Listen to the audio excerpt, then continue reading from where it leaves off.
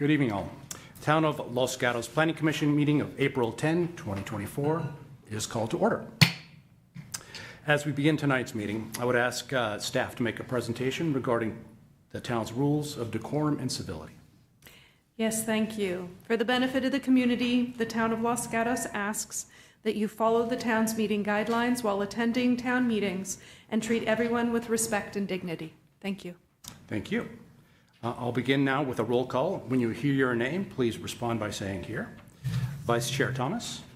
Here. Commissioner Burnett. Here. Commissioner Mayer. Here. And I'd like to wish and welcome Commissioner Barnett. Thank you, and I am here, as you see. Thank you. And I will note for the record that Commissioners Janoff and Henson are absent this evening. All right, let's begin then with the Pledge of Allegiance, and this evening I will lead.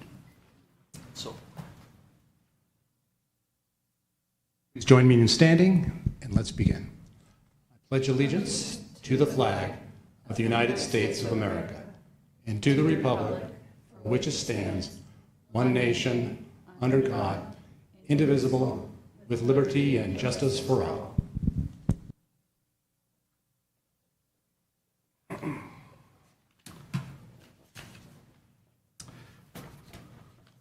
Okay, thank you so much. We'll begin with verbal communications portion of the agenda, during which members of the public are invited to address the commission on any issue that is not on the agenda. Staff will announce when your 3-minute time limit is up. Mr. Paulson, do we have any members of the public on Zoom who wish to speak on verbal communications? We do not. Thank you. And I don't have any cards for any members on verbal communications. So let's then move to the consent calendar. Tonight we have one item on the consent calendar, being the approval of the minutes of our meeting of March 13, 2024. Before the Planning Commission acts on the consent calendar, any member of the commission may request that this item be removed. Are there any such requests this evening? Seeing none. Do we have a motion to approve the consent calendar? Yes. I move that we approve the consent calendar, the minutes. Thank you so much. Do I have a second on that motion? Thank you so much, Vice Chair. I have a second. Second. Okay. Any further discussion? No. Seeing a motion and a second, by show of hands, all those in favor of the motion? I see 4 hands and or one.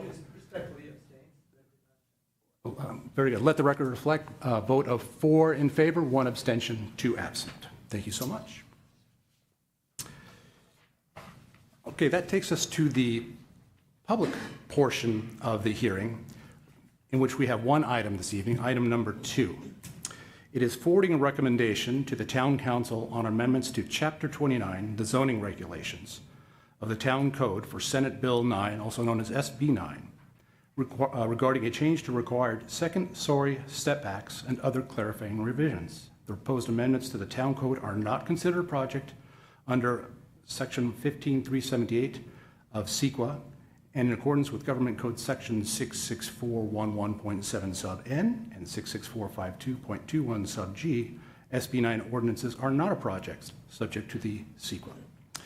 This is Town Code Amendment Application A24-003. Commissioners, are there any disclosures on this item? Seeing none. Mr. Safdie, I believe you're preparing our staff report for this? Certainly, and thank you. Thank you. Good evening, Commissioners. Before you is an amendment to the SB 9 ordinance within Chapter 29 of Town Code. Earlier this year, the Town Council heard from a local architect requesting revisions regarding the second-story step-back rule for SB 9 2-unit developments. Town Council voted to include this request within the strategic priorities for the coming years and listed the change as the first priority for ordinance amendments. So here we are. Current Town Code for SB 9 requires that the interior, side, and rear elevations of the second story of a 2-story primary dwelling unit be recessed by 5 feet from the first story, and that's measured from wall to wall. This standard was included originally in an attempt to limit potential second-story privacy impacts associated with an SB 9 development project, since SB 9 units can be placed as close as 4 feet from the side and rear property lines. Additionally, the 5-foot step back decreases the mass of a 2-story SB 9 in accordance with the town's residential design guidelines. since only objective standards can be used to review these SB9 applications.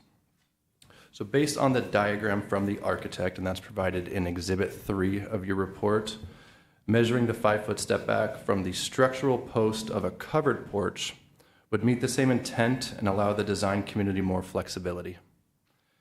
The interior side and rear elevations of the second story would still have the increased 9-foot minimum side and rear setback, and the covered porch step back would still help decrease the second floor massing.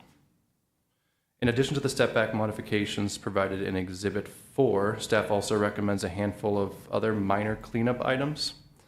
And these are either to better align the town standards with state law or to clarify existing standards as identified by staff over the past few years as we've been using the ordinance and reviewing applications. The recommended ordinance modifications in Exhibit 4 would not be considered a project under CEQA and would be very minor changes to the existing process, hardly noticeable. A desk item was provided today on commissioner request to provide the City of San Mateo's interim building and design guidelines for consideration in adding additional objective standards within the town's ordinance. It is worth noting that the town's existing SB9 ordinance has actually been very effective, and the direction from town council was to make a single modification to an existing design standard. To date, we have approved 3 2-unit housing development applications and 17 urban lot splits, and staff on several occasions has received verbal praise from HCD regarding our SB9 ordinance. Based on the discussion provided in the staff report, staff recommends that the Planning Commission review the information included within the report and forward a recommendation to the Town Council for approval of the amendments to Chapter 29 of the Town Code in Exhibit 4, and also make the required findings in Exhibit 1. This concludes staff's presentation, and we are happy to answer any questions. Thank you much, Mr. Safdie. Commissioners, any questions for staff with respect to either the report they provided or the desk item which has been attached? No, seeing none. Well, I'm sorry. I do. Yes. I'm going to ask a question to which there's an obvious answer. The town attorney has reviewed each of these changes and approves them? That is correct. Thank you so much. Good question. I was hoping somebody would ask. We now invite comments from members of the public. If you've not already turned in a speaker card to staff, please do so at this time. Or if you're on Zoom, use the raise hand feature on Zoom. When you are called to speak, please state your name and address for the record. Adjust the microphone so that you may speak directly into it, and you will have 3 minutes. I have a single card so far. Mr. Jeans, Tony Jeans. If you'd like, you can step forward. If you wish to speak on the matter before the commission, agenda item number 2, and you have 3 minutes, sir. If you could begin by stating your name and address for the record. Tony Jeans, P.O. Box 1518, Los Gatos. Thank you. Yes, thank you for this opportunity. I think the town of Los Gatos SB9 ordinance is working very well. I'm comparing it with other ordinances such as Saratoga and Monterino, for example. I think the actual process, and this is not really an ordinance issue, but it's more an issue, and I'd like your help to make this happen. I would like the process to run more smoothly. For example, I'm in the middle of one SB9 lot split on Marchmont Avenue. It was approved by planning, so we've done the lot split. The homeowner, the owner of the property who recently purchased it, wants to move into the house that is going to be remodeled on the property, and then they're going to build another house which they'll sell, which will enable them to basically afford to move into Los Gatos.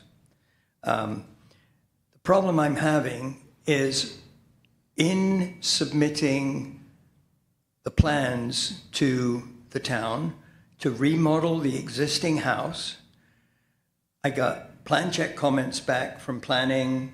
Building is taking forever. But the plan check comments that I got back from engineering was, we can't give you any comments at this stage because you haven't recorded the parcel map. Now, the parcel map is part of the process of doing a lot split, but why can't they look at what we're trying to do with an existing house? Why throw back something saying we can't even review it? And the reason it's taken so long to get the parcel map done is it's gone through 3 iterations with engineering at 4 weeks per time to try and get the parcel map fine-tuned. So I think if this can all be made a little more efficient, it would really help. This is meant to be an efficient process. As to words in the actual change, I want you to distinguish between a conservation easement, which is being added, and open space easement, which should not be restrictive. If there's an open space easement that is not a conservation easement, that should not restrict someone from doing an SB9 lot split. And there is a distinction in the law. Thank you. Thank you. Perfect timing. Before you step away, commissioners, any questions for Mr. Jeans? Oh, yes, Vice Chair.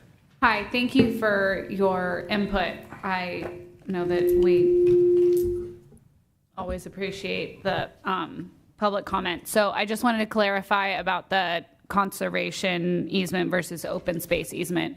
You would like it to, you're requesting that it clarify that conservation easement does not include open space easement? Right. A conservation easement typically is something that you have to get a land trust involved. There's a tax break. Yeah. It bestows certain benefits on the owner of the land. And an open space easement is different. And sometimes you might put an open space easement to so that you can't build on a certain portion of the property. But it has nothing to do with a conservation easement. So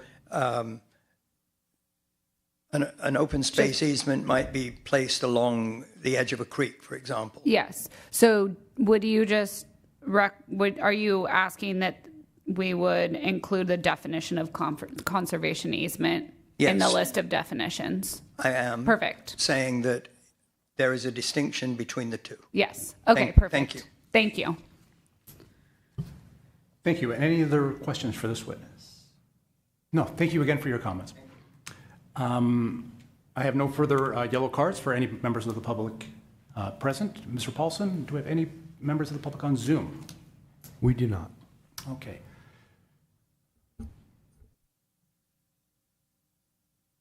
If you're on Zoom, you can please state your name for the record, and you have 3 minutes to speak. Sorry to clarify, we do not have We any do not. speakers. Okay. Did I mishear? Okay. Very good. Then we have no more public comment. I will close the public hearing portion of this matter. And commissioners, I invite you to ask questions of staff, of each other.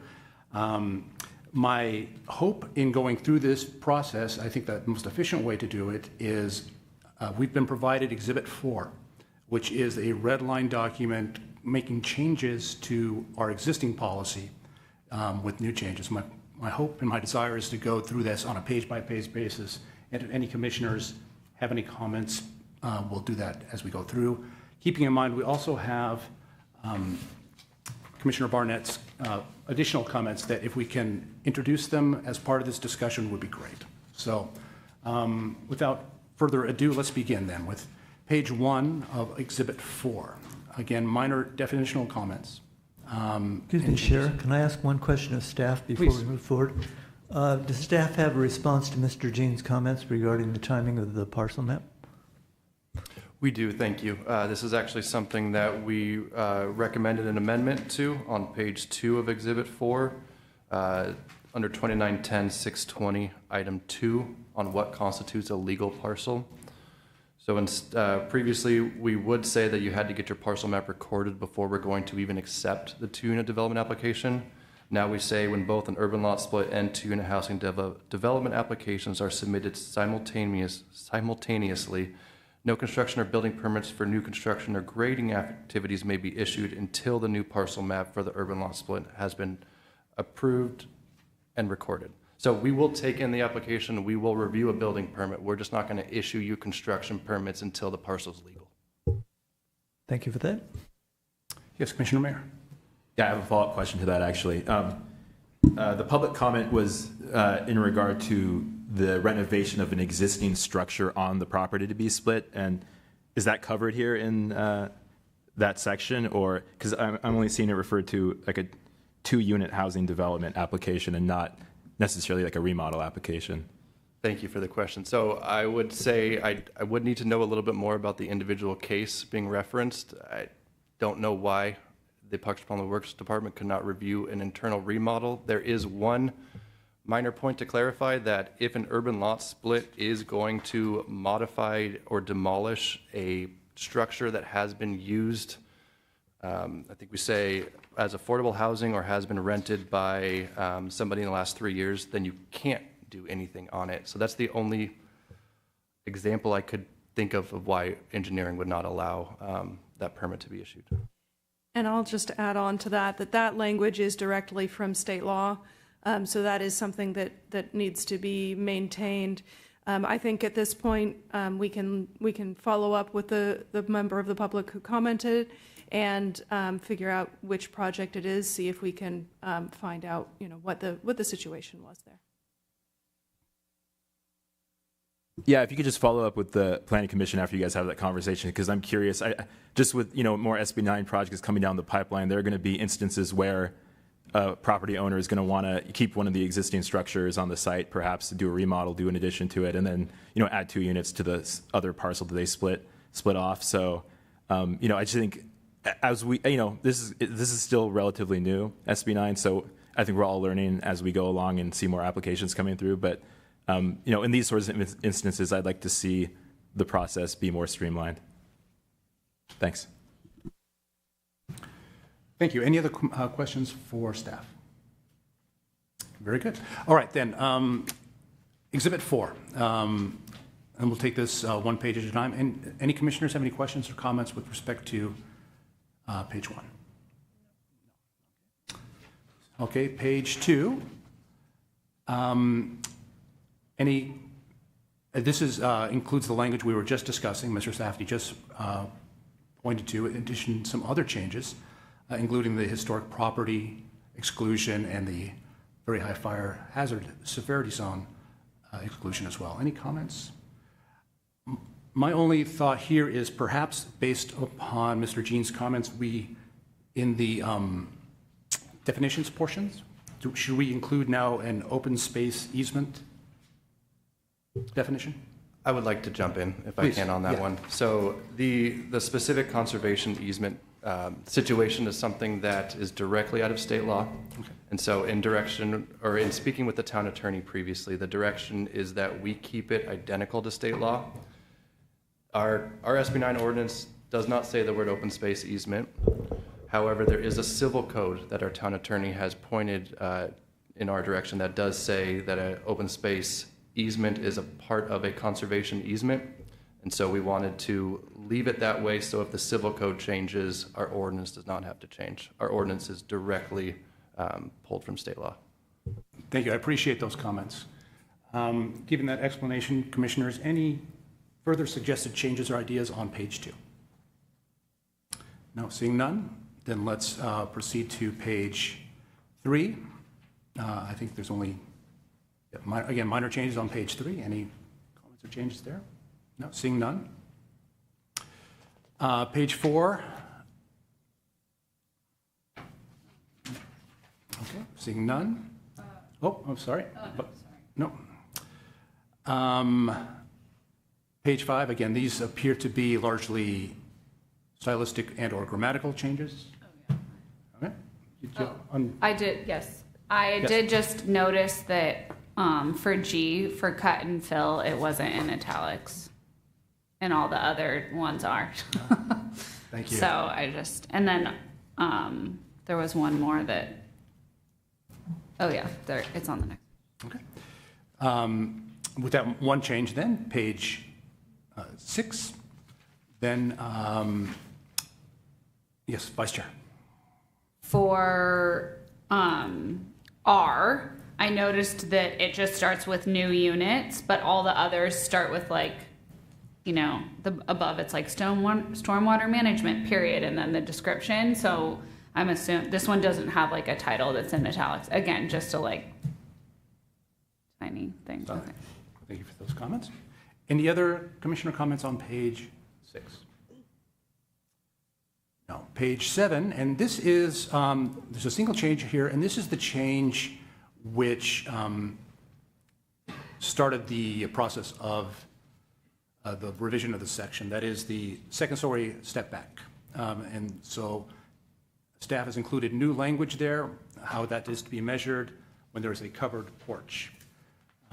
Commissioners, any changes or comments? Yes, Commissioner Mayer. I just want to say I support the changes that were proposed by Jay Platt. Okay, thank you. Any other comments, changes? Not seeing none. Page 7 has, it looks like one single change. Seeing no comments.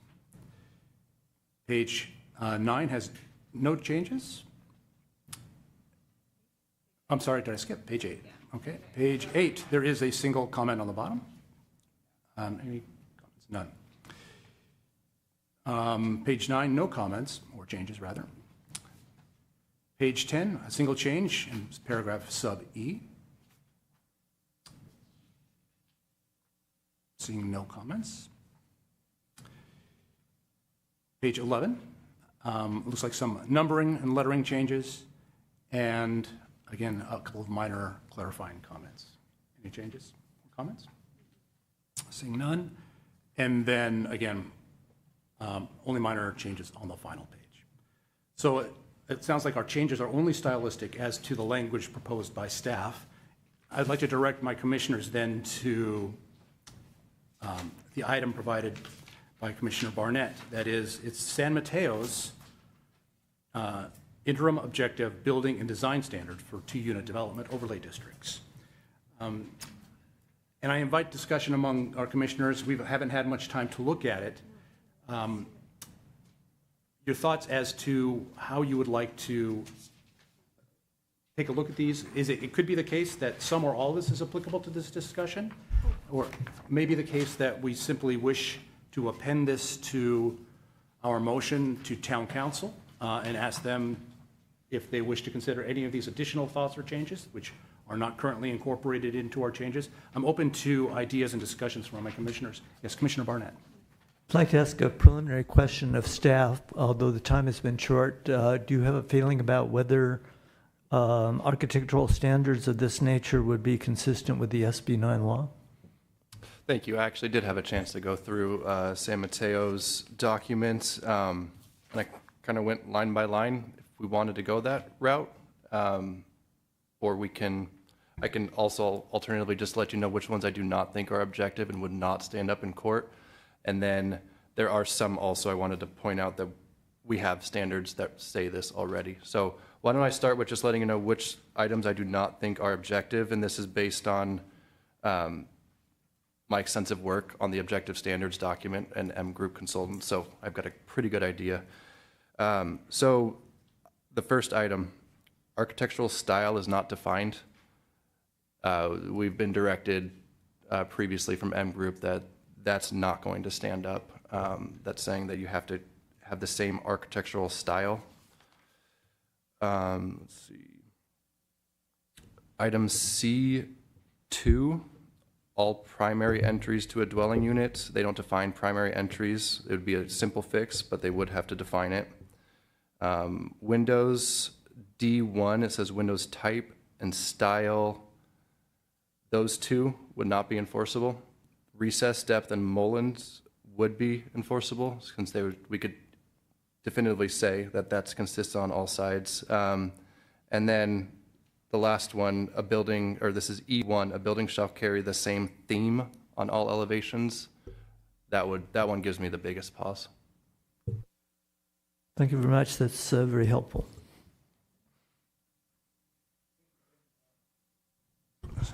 Sorry, Commissioners, then what I propose is, since we're kind of going through this for the first time as a group, why don't we go through it as a group, let's address quickly those that we think that are on here that would be considered objective standards that could be considered by town, and those which we wish to pass along to town. Commissioner Mayor. Yeah, I have a question first before we dive Please, into that, yeah. and probably for staff. Does the SB 9 state ordinance require that the town creates objective standards for 2-unit development? It requires that all standards in our SB 9 ordinance are objective. It's worth noting that the terms we're using right now are easy to get confused. These are objective design standards. We have objective standards, and it's also worth noting we also have objective design standards in our ordinance. That's what I'm referring to, objective design standards. Second question, follow-up. The town already has residential objective designs, like residential design guidelines. That would not apply to 2-unit development? That is correct. It's worth noting that when we were going through the SB 9 process, we did go through the residential design guidelines and try to figure out which of those items, for example, the 5-foot step back, we wanted to implement in the SB 9 ordinance. Yes, Commissioner Burnett. Question for staff, thank you. So which ones do we have presently that would be already addressed Okay, so the items that are already addressed. in our, Item B1, massing and scale. There's two different ways of doing this. They're talking about a daylight plane. We have a 5-foot step back. And we also have reduced plate heights on the second story, so that helps with both the massing and the scale. I'm sorry to interrupt you, Vice Chair. Sorry, I just would like to interrupt with a question but the language that we currently have to address that is most similar to what is in our residential design guidelines, right? Versus this language is different. They both address massing, but we probably want to be as consistent as possible with how we address massing across those two areas. Yes, and so that is correct, that what we have in our current SB 9 ordinance is much closer to the wording in our residential design guidelines. Okay, thank you. Okay, thank you. Okay, I'm sorry, Mr. Safi, I think you were going down a list of those items which we already have have addressed, at least in some form or manner. Thanks. Thank you. Moving on, C1, individual entry shall be provided to each dwelling unit. That's a building code requirement. There's no need to put that in our SB 9 ordinance. Let's see. Windows, this is D2, location and privacy. We have that. So we've got the requirement that any window closer than 10 feet of a side or rear property line has to be clear story. And additionally, we also have balcony requirements where we say you cannot have any balconies on the second story that project, and if you are going to have them, I think we say they have to be within the footprint of the side and rear elevations. Materials and colors, D number F, we've got LRV requirements. We say if you're in the hillside, you're subject to the 30 LRV, which is, again, kind of repeating what's in our hillside design guidelines. And then lighting, G, we have that almost identical in our ordinance. Mm-hmm. Mm-hmm. Thank you so much. If I can recap, and please correct me if I'm wrong. So those matters which remain, that is, they're either neither subjective or we haven't already addressed them elsewhere, that would include C, 3, and 4. Is that correct? Yep. I think E2, but excluding F. E2, that's sub A through sub E, correct? Correct. And then all of sub F and sub H. Correct. So those are the ones, commissioners, that we currently don't have addressed in our guidelines and could be permissible to be added to our guidelines. So if we were going to add any, those would be the ones I would proffer we should discuss this evening. Does that sound fair? yes. So let's begin then with, yes, Vice Chair? I do have a question about H for the utilities and mechanical equipment. What is in our residential design guidelines related to that? We say we don't want to see them, and so normally staff asks for them to be behind a fence. Okay, so it's kind of like we request. I mean, I guess people probably don't want to see them in general either. So this is kind of a self-enforcing situation. There's not generally much pushback on that, and I would Okay. argue the same thing with C number 3. Most people are going to put their entrance facing one of these streets, and so Okay. that just happens naturally. Okay, thank you. Very good. So again, let's, as a commission, if we want to proffer ideas or suggestions to include some of these comments, let's just go through these one at a time then. So C sub 3, at least one principal entry way shall face the primary street frontage, primary right-of-way, or access corridor. As Mr. Safdie has indicated, generally this happens as a matter of practicality, but do we want to, as a commission, include this within our objective standards for SB9 properties? Commissioner Mayor. I don't know. Any other have any strong feelings? Okay. Well, I'll speak up on that yes. one. Even though it might be common practice, I think that it makes logical sense to have it as an objective. It's not going to hurt, and it could help. Okay. I agree with that. All right. Let's do this. Oh, yes.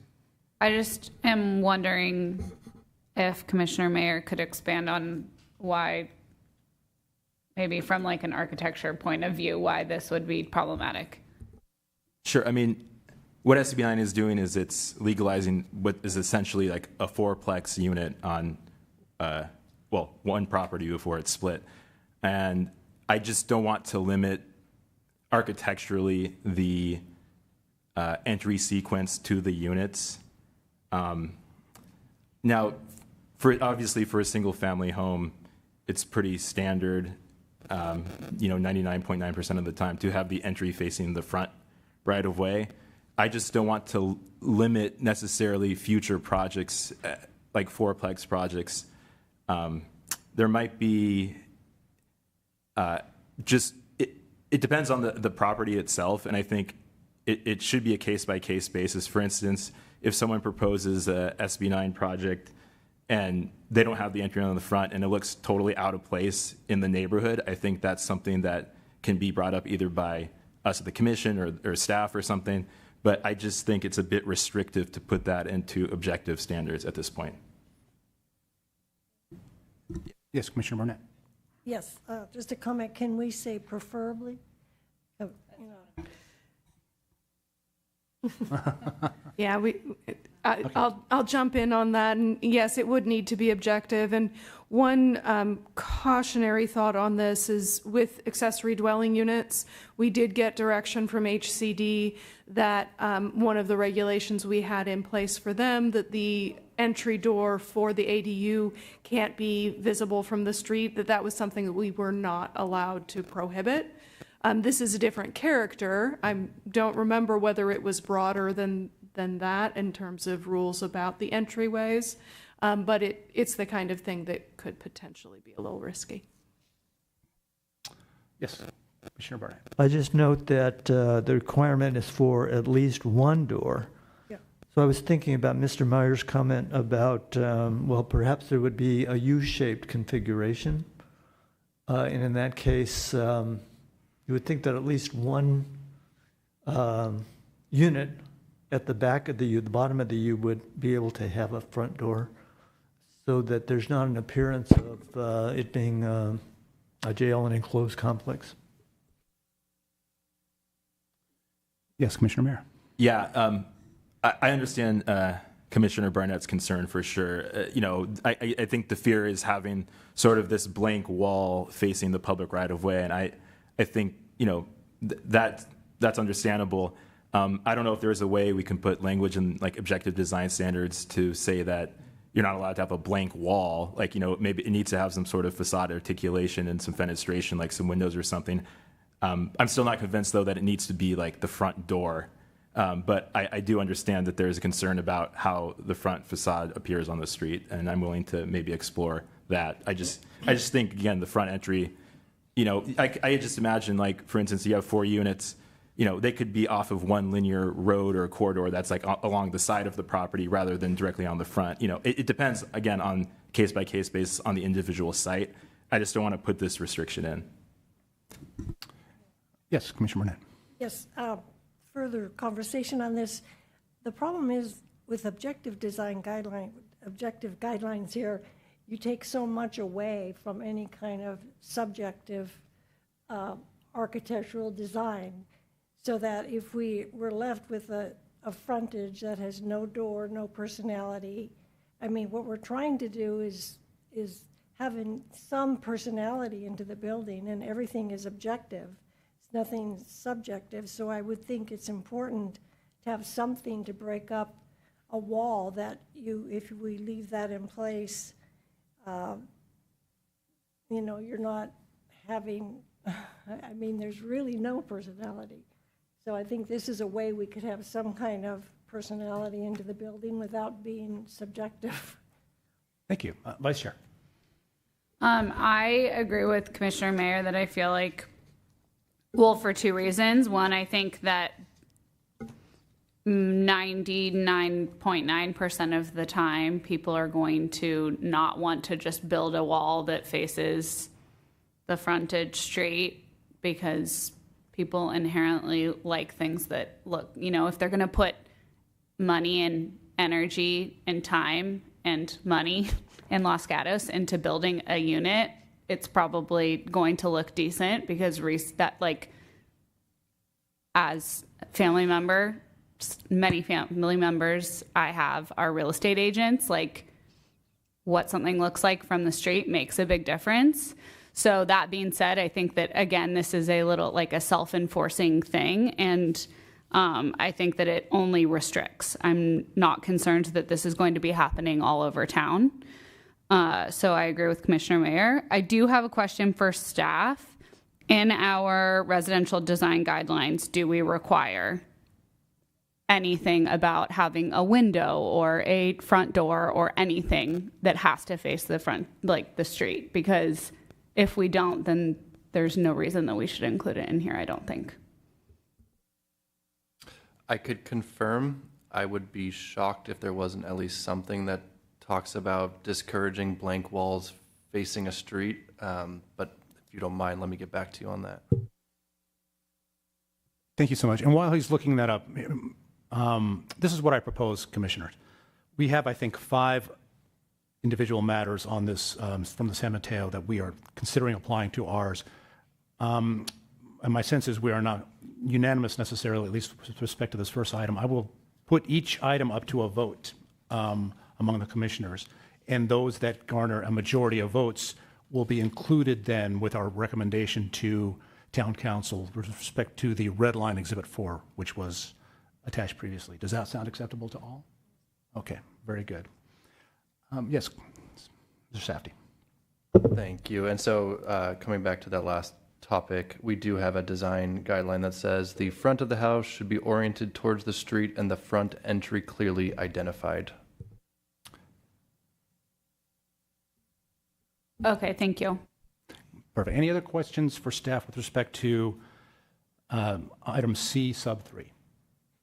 If not, then let me ask for, by a show of hands, those commissioners that wish to include C sub 3 as one of our recommendations to Town Council with respect to the SB 9 ordinance. I see 2. Those against?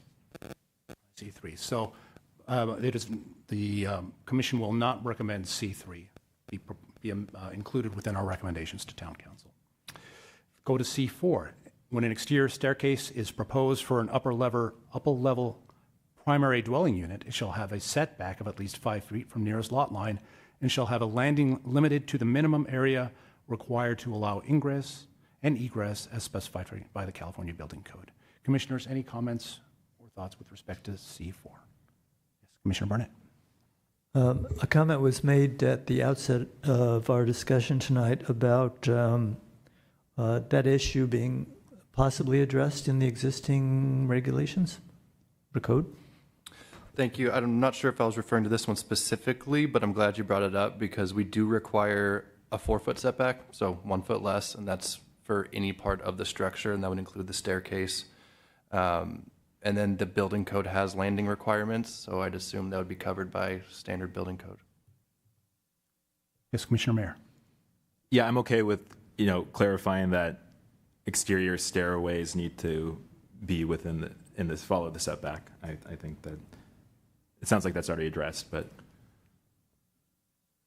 So, Mr. Safdie, including this language, would it be duplicative then of what we already have? Would it create confusion? It would allow 1 additional foot for the staircase. Honestly, it would create confusion most likely. Commissioners, given that, yes, Commissioner Burnett. Or I apologize, it would require 1 additional foot. Yes. Sorry. Right. So if that was reduced to 4 feet and was consistent with the existing standards, would you be agreeable with that?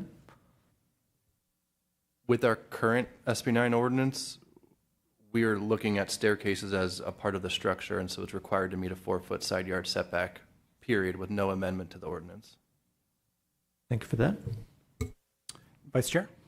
So I just want to confirm, like any staircase, any permanent deck porch type thing, any posts associated with like a covering or anything like that, all of that is considered a part of the structure, so would be required to comply with the setbacks. Okay, thank you.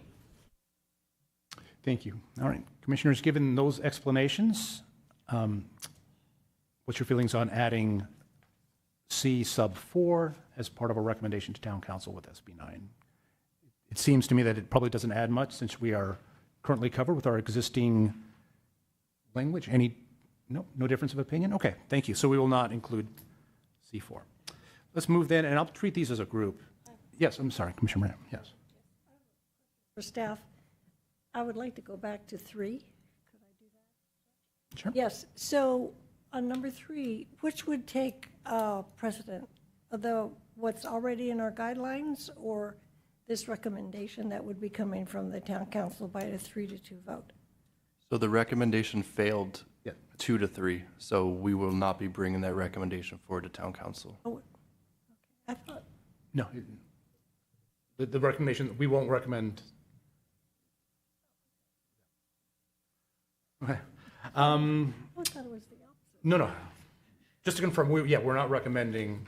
Gotcha. Thank you. And through the chair, just to Commissioner Burnett, we will be doing verbatim minutes, so the council will have the ability to read it as well as obviously it'll be on video. Thank you. Okay, then moving on, I will treat these as a group. Materials and colors, E2, and we'll go A through E. Apparently, again, F has already been dealt with elsewhere in our guidelines. So the following materials are prohibited on building exteriors: exterior foam molding, corrugated metal, vinyl siding, plywood, exterior insulation finishing system. Commissioners, any questions or thoughts or questions for staff on these items? Commissioner Burnett. Well, I would submit that B and C and D are self-evident as being important. That would leave A, and I would open that to discussion by my fellow commissioners. The criticism I've heard of foam moldings is that, 1, they break down, and 2, they have sort of they look artificial, let me put it that way. They don't look like natural building materials. And I'm not clear what the exterior insulation finishing system is. Thank you. Thank you. Vice Chair. I have a question for staff about if any of these materials would be approved through building code. I know, are there building codes that exist that wouldn't allow some of these materials already to be used? Not that I'm aware of. Okay. So it's just more of with fire code and things like that, you have to have like the fire barrier. That's all internal, not any external. That's correct. Okay. And it's also worth noting that we discourage foam molding in our residential design guidelines. Okay. Thank you. Commissioner Mayer. Yeah, regarding the comments about the foam molding, I would agree that it's not the best material to use for exterior application.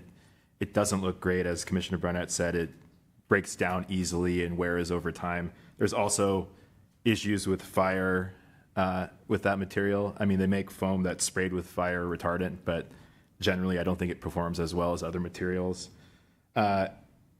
So I would be willing to, maybe incorporate some of the language from the residential design guidelines for this regarding that particular material.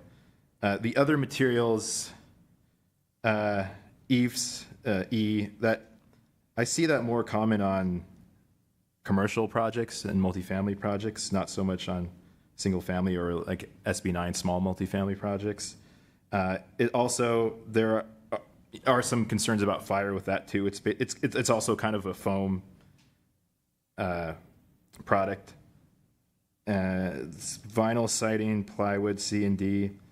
Those are generally just kind of the cheaper options for siding, so they don't look as high quality, and so I don't know if it's within our authority to make a value judgment about aesthetics on that, but I would say that if the commissioners and staff want to promote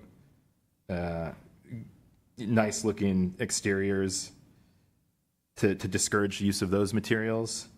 The only one that I think corrugated metal, although it's often associated with more industrial type of buildings, I've seen it used in ways, especially in Europe, that look nice for residential buildings. So I wouldn't want to say no corrugated metal, but the other ones, I'd have no problem saying that we want to discourage using those.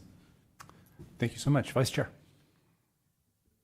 I agree that A and E seem problematic for multiple reasons. Like, in addition to what was stated, they are made with materials that are toxic and have, forever chemicals, which the EPA literally released new guidelines on that yesterday. So I would say that those ones, especially if that's not going to be limiting anything architecturally, should be included in something that can be prohibited.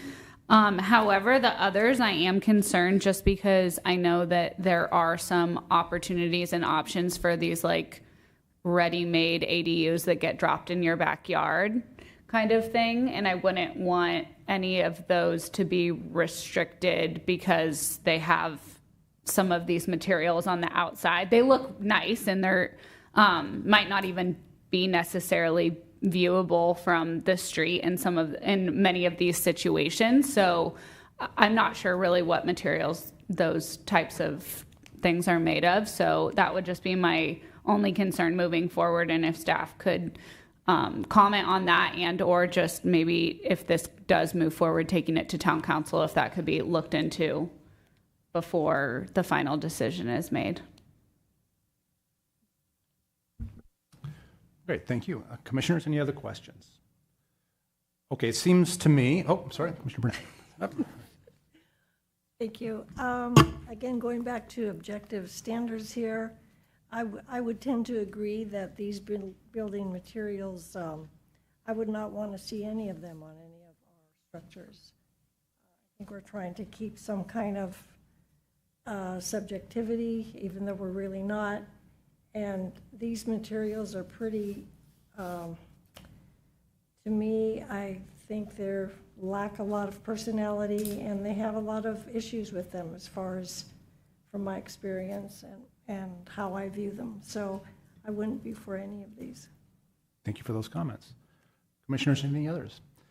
All right, I had tried to group these as a group, but again, I sense as a group we've made some distinctions among them. So what I will do is ask for A through E, a show of hands, and the ask is those items that should be excluded. That is, they will be prohibited on building exteriors. If you believe that the material should not be part of our acceptable buildings on SB9 buildings, then that's what will be the ask here. So, sub A, by show of hands, those that believe that exterior foam molding should not be part of our building exteriors, please raise your hands.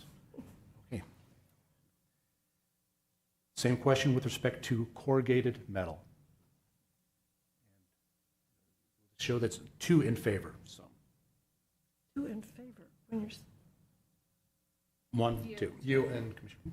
I'm not in favor of that. To clarify, Yep. 2 in favor of prohibiting Prohibiting. that Okay. item. Yes. Okay, good. Correct, I knew yes. that word. I'm sorry?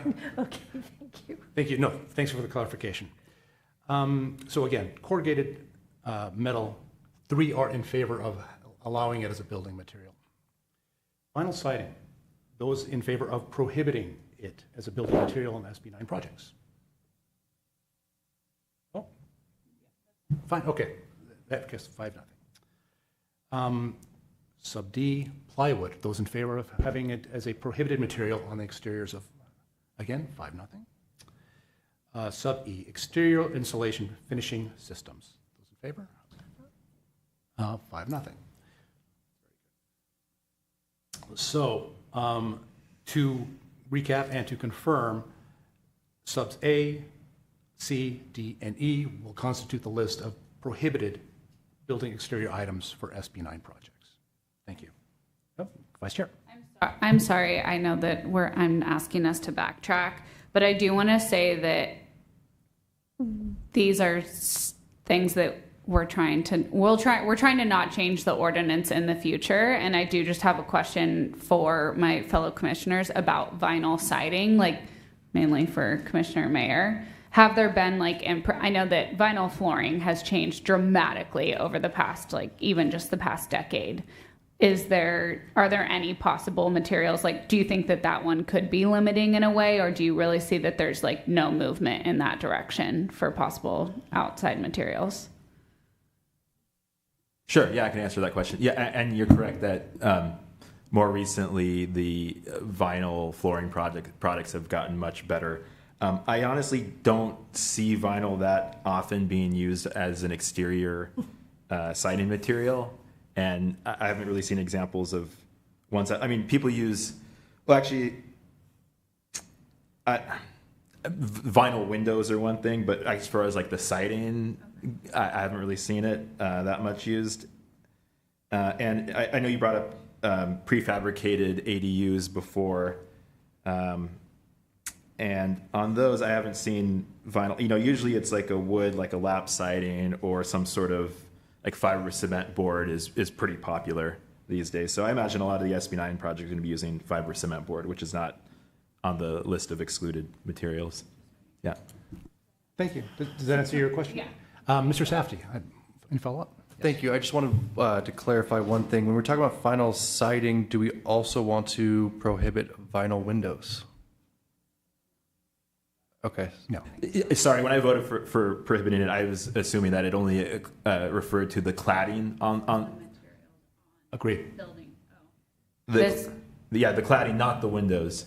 Thank you for that clarification. Thank you. And I'll actually ask all my commissioners, by a show of hands, those that agree that the vinyl siding includes siding, not windows. By a show of hands, is that your understanding? Okay. So then should we make the recommendation that the following materials are prohibited with exceptions to windows? Not including windows?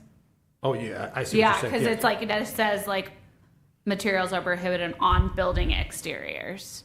Correct. So now we're getting Staff into can it. take this recommendation and we can draft the ordinance to town council. But you understand. We our- understand Thank the you. direction. We don't want to, be pigeonholing that. And through the chair, from staff's perspective, and maybe I'll just speak for myself, siding and windows are 2 distinctly different components of a building. Agreed. Yeah. Yeah. Okay. All right. Okay. Thank you. Then let's move to sub F, light wells.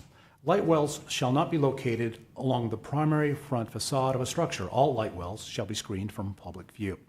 Commissioners, any comments or thoughts on this standard? Commissioner Mayer. This one's confusing to me. I don't understand. Light wells shall not be located. Yeah, I'm having a hard time visualizing what exactly this objective standard is trying to get at. Staff, do you have any insight? So it's a good question. I had the same thought the first time I read it. I think what they're implying is the railing, everything you see above grade of these light wells is what they're not going to want to see. And more importantly, I don't think they want the light well on the front elevation. I think the light wells would be on the side and rear elevations based on the intent of this. And what could become complicated is if you do have a basement and you have a light well for required access along one side or the other, what constitutes screening from view is going to potentially be a question. But we have seen some houses where they have a light well for access to the below grade square footage, and that is along the front facade, right in front of the front porch. So that is something we have seen before in just a regular house that's been proposed. And that's currently permitted under our town code? Correct. Okay, thank you. Commissioners, any other questions or thoughts on sub F? Commissioner Burnett? So just for clarification, you have a concern about what screening would mean. And it sounds like in the instance where you did allow a primary front facade to have a light well, I guess you didn't comment on whether that was something that was approved or approved with reservations. Thank you.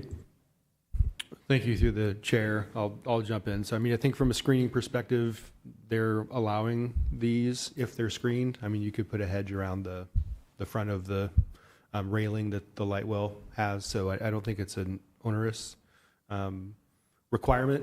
So I think it's pretty easy for an applicant, if the commission's interested in forwarding that is something that could be recommended to town council. Thank you. Then just to clarify, of these two, the first sentence, the exterior lighting, the light well shall not be located along the primary front facade. That would be a change from our current design guidelines. The second would be a more minor but probably acceptable change. Is that fair? Okay. Commissioners, with that in mind, that would be my recommended change, that with respect to sub F, strike the first sentence, because light wells are currently allowed in our primary front facade, but we will require that all light wells shall be screened from public view. Yes, Vice Chair. I'm sorry, do we currently require all light wells to be screened from public? Okay, so that's not a part of our just standard residential design guidelines. Okay, then I personally also struggled to kind of understand what this said, which, considering we have like an architect and a planner here that also struggled firsthand, I feel like this, I'm not really in favor of including it at this point. Very good. Commissioner Mayer. Yeah, now I'm trying to visualize what Ms. Armour referred to, like a subterranean basement with the light well in front. You're not really going to see the light well anyway. I mean, there might be a railing around the perimeter of it, which already is sort of a screen. So I still don't quite understand what the intent of this is. So I don't want to recommend anything because it doesn't make any sense to me. Very good. Other commissioners, comments? Commissioner Burnett. I think there's an obvious answer to this one as well, but are any light wells used as part of secondary access? Or is that not allowed by code? They are used for ingress and egress all the time. Yeah. It's also worth noting that we have received direction from HCD in the past that making rules that are more restrictive than our current guidelines and code can be problematic. Thank you. That's a helpful comment. Commissioners, any other questions on this one? Given Mr. Safdie's final comments there, and following up on Commissioner Mayer's, I think, learned comments, my proposal has modified, I would suggest not including sub F as part of our recommendation to town council. By a show of hands, can I see those who are not inclined to include sub F as part of our recommendation? And it's unanimous, it shall not be included. Finally, sub H, utilities and mechanical equipment. I think Mr. Safdie already commented on this earlier. Ground-mounted utilities, mechanical equipment, generators, and AC units that directly serve the development shall be screened from view from adjacent properties and the public right-of-way by either an enclosure designed as part of the building and/or fencing. Vice Chair. So with that being said, just about how our residential design guidelines don't require this, but we prefer it. I don't know if we should require this in this space, but perhaps our residential design guidelines should be updated if people feel strongly. I mean, maybe that's not really a recommendation, not to make more work for everyone, but again, I don't know if that would be considered more restrictive. Yes, Commissioner Mayor. Yeah, this is an interesting one. I agree with the intent of it, especially if, with SB 9, if you're going to end up with 4 units on a property or 2 properties after the lot split. I think it makes sense aesthetically to try and minimize the visual impact of mechanical equipment. How to go about doing that without being too overly restrictive, I think, is a challenge. There's also requirements for HVAC equipment that you don't have, that it can breathe, that it can get fresh air in around it. And, we're moving a lot more toward mini split heat pump systems, especially with these type of projects and ADUs, SB9 projects. And the good news is that the equipment tends to be smaller, but you can still see it. So I wouldn't necessarily be opposed to having some sort of screening, but I think we need to be careful about what we require. For instance, if there is some sort of screening, you want to have open louvers around it so that it can still breathe in air rather than enclose it in a plywood fence or something like that. So I agree with the intent of trying to minimize the visual impact of this, but I don't want to be overly prescriptive either. Again, to either, lessen the functionality of the equipment itself or take up too much space on a property. Right. Yeah. Thank you for those comments. And actually, I see Commissioner Burnett, but before you do, I'm going to lean into your expertise as an architect. I understand ground-mounted utilities, mechanical equipment, and generators. AC units, to me, seems a different animal. Almost, as you note, the split systems, window units, all the rest of them, seems to me that that's a different animal and could be much more difficult to screen. Would you agree with that? Yeah, I think so. I don't think it's necessary. But again, I don't, not all these projects are going to use the heat pump system. They might have bigger equipment. I mean, I guess maybe we can talk piece by piece. Obviously, a generator is going to be bigger than a heat pump. So there might already be guidelines about screening generators, mechanical equipment, that's kind of vague. So yeah, I think you bring up a good point that not all mechanical equipment is created equally.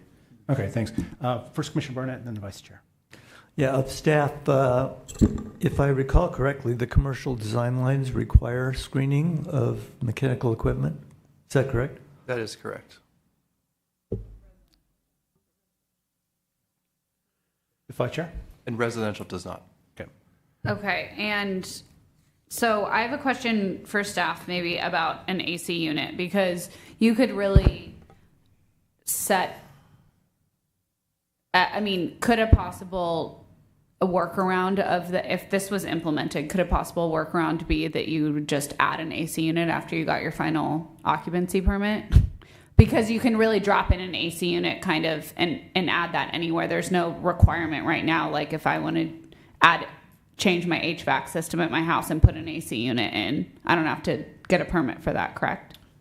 I believe you do need a building Oh, I permit. do. Sorry. Well, I don't. I don't have the money to do that because I'm a teacher. So 'Cause I got my one last sad year. husband from England is just really grateful we live in a one-story house. But If you will know, there will be signs if we win the lottery. We will be in the in getting an AC unit.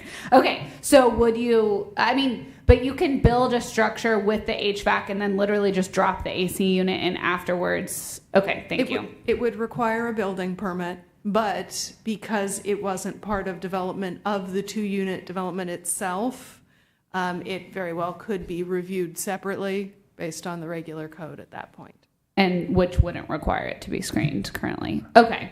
So that, I must say that as a person that used to live in a place with air conditioning, my AC unit was right by my front door at my condo, and it was really ugly, and it drove me crazy, and I wanted it screened myself. And if I was building something, I would be, you want to hide those things. So I'm hesitant still to include this just because it seems like some of it could be more restrictive than our current residential design guidelines. And I do think that it's a self-enforcing situation, but I am interested to hear what my other commissioners have to say.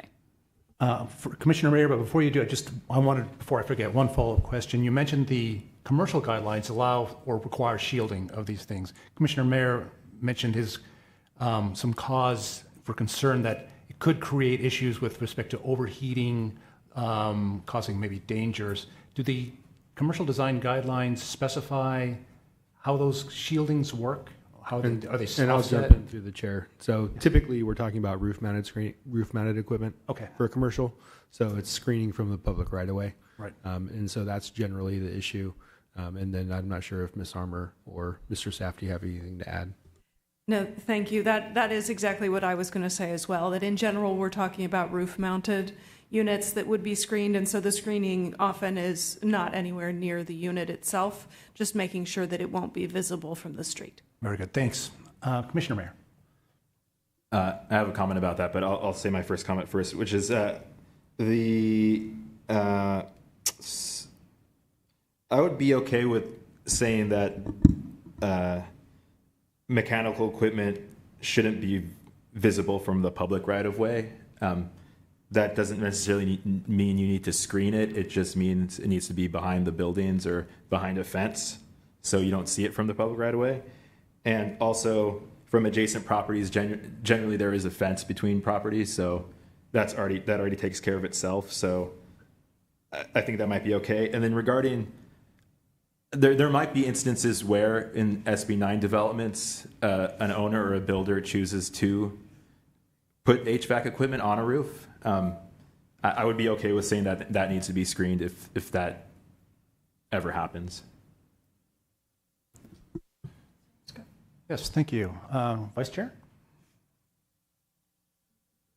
I agree that with Commissioner Mayer's comments. I do think that I'm not sure is there like a definition of mechanical equipment, because now looking at this, like obviously when it's combined with utilities, I can imagine these things, but what if there's like a wheelchair ramp or something like that? I feel like that is not what we mean. So I feel like mechanical equipment is not objective enough to be included. But I understand ground mounted utilities, generators, AC units, or like, does staff agree that mechanical equipment is too vague? That is a great point. That's what my notes said as well. We'd have to define what visible is and what a mechanical equipment is. Okay. I think that, mechanical equipment, defining that even seems like a big ask. So perhaps dropping that language, but I do agree that the most important thing is that it's not viewable from a public right of way. The adjacent properties also kind of concerned me, because if we are doing and this might be covered in the definition, but if you're doing a lot split, and then like, would those now be considered adjacent properties? Because you might not be putting a fence down the middle. So we might not, I don't think that needs to be screened, like in that sense, but it should be perhaps not viewable from the public right away. Thank you for those comments. So, Ms. Commissioner Burnett. To staff, Is there in the building code, or like there's an electrical code, is there a mechanical code? Yes, there is. And there might be definitions in that code of what the equipment is that's covered? There probably is. It's generally HVAC is kind of what covers all of that. But I'm not strongly invested in this, although I think Mr. Mayor's made some excellent suggestions, but perhaps we could propose to the town council that they consider a definition in the mechanical code of mechanical equipment or some other objective definition. Very good. So allow me to summarize what I think we're headed towards. I think generally we are in favor of some form of screening or protection from ground-mounted utilities, generators, and AC units, at least from the public right-of-way. And perhaps if mechanical equipment was properly defined, that could also be included within the grouping. Is that my sense of where this discussion is led? Yes, Vice Chair. Yes, I agree. I don't think that it necessarily, we need to, I mean, maybe it's not specific enough, so this is where I would defer to staff, but I think that screened from view or just not viewable from the public right of way, and maybe our town attorney needs to be the one to word this. I don't feel like we should require it to be enclosed. I am personally comfortable with having landscaping. I feel like that in some ways might be less weird looking in some cases. So I don't know defining how it has to be screened by building or fencing is important, but just whatever would be the most straightforward as with regards to being objective and being able to interpret is what I would be in favor of. Thank you. And then again, so modifying my earlier comments then, Commissioners, the ask seems to be that those ground-mounted utilities, generators, AC units that directly serve the utility shall be screened from view either by structure or landscaping from the public right-of-way.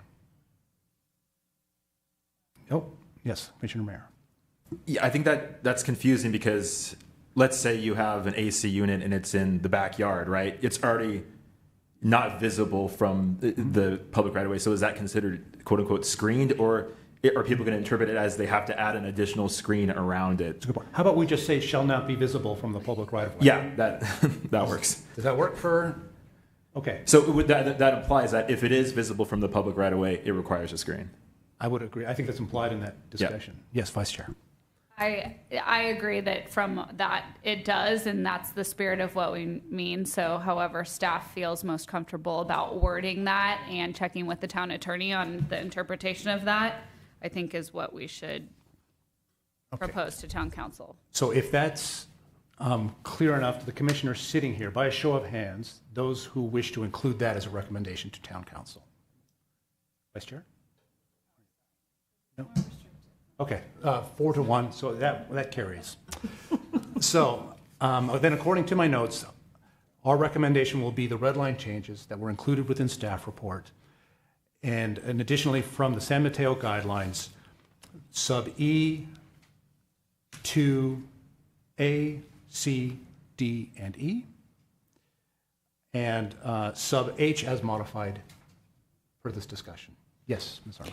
And through the chair, I wanted to check to see whether the two changes identified by the vice chair, page 5, putting cut and fill in italics for G, and page 6, giving a title to R. Yes, sorry, I should have put that. Commissioners, are those changes that the vice chair has previously noted acceptable? I'm sorry, Vice Chair, I think was going to add one more. No, those two are the only Very good. ones. So commissioners, by show of hands, those are acceptable changes then? Changes are acceptable. So to staff, do you need a motion, or are these recommendations adequate in their current form? We need a motion. You got to make the finding. Okay, And a recommendation to town council of the ordinance. very good.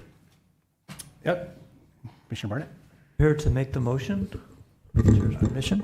Welcome back, and please. So I'm going to try and simplify this, and then I'll ask staff if it's sufficient. I move to forward a recommendation to the town council for the amendments that are specified in the subject line of the town planning commission report of April 5, 2024. I can make the findings in accordance with SEQA. I can make the finding that the amendments are consistent with the general plan.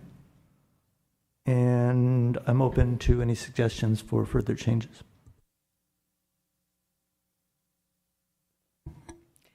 Thank you.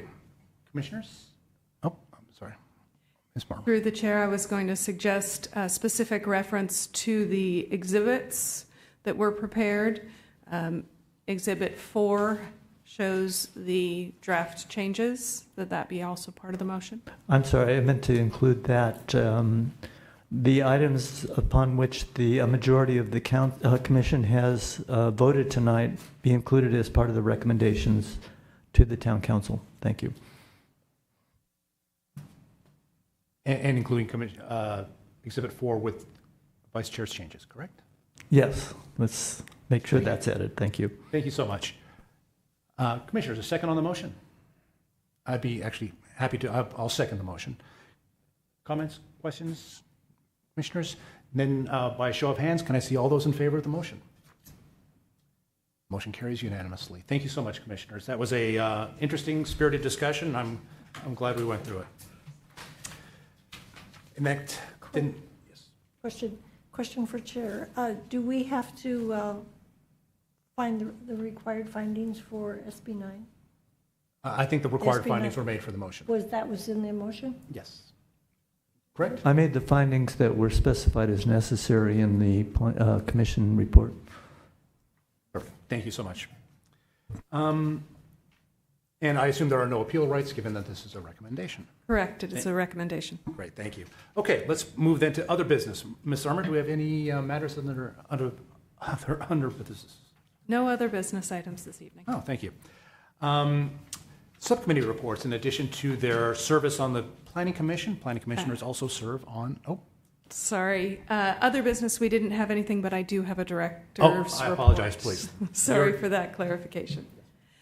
So I'll jump in. Just some additional information about the work of the town council and other things going on in town since you last met. The town council met on March 19th and April 2nd, and they considered the adoption and then did second reading, both for the ordinance for modifications to the Historic Preservation Committee regulations, as well as the rezoning of the properties on Downing Oak Court. Both of those ordinances will go into effect on May 2nd. There will also be a discussion at their meeting next week on the 16th of the story pole policy modifications, as well as there will be bringing forward a resolution to rescind the land use and community design elements of the 2040 general plan based on direction from last week's meeting. And then they will continue with additional element adoption is complete. And then one final item, Spring into Green, will be at the Town Park Plaza on Sunday, April 21st from 10 to 1. Thank you. Thank you for that report. In addition to their service on the Planning Commission, each Planning Commissioner sits on a committee. Commissioners, have there been any subcommittees meetings since our last meeting? I suspect there are, because we missed one meeting here. So, did HPC meet? We had an HPC meeting on March 27th. Any other meetings? No. Well, again, I'll close this meeting then by saying, again, thank you so much to my fellow commissioners, to staff, members of the public. Again, I think everybody's public participation makes this a better effort and a better result. So thank you all for your efforts. And with that, I'll adjourn this meeting. I thought we had to read that whole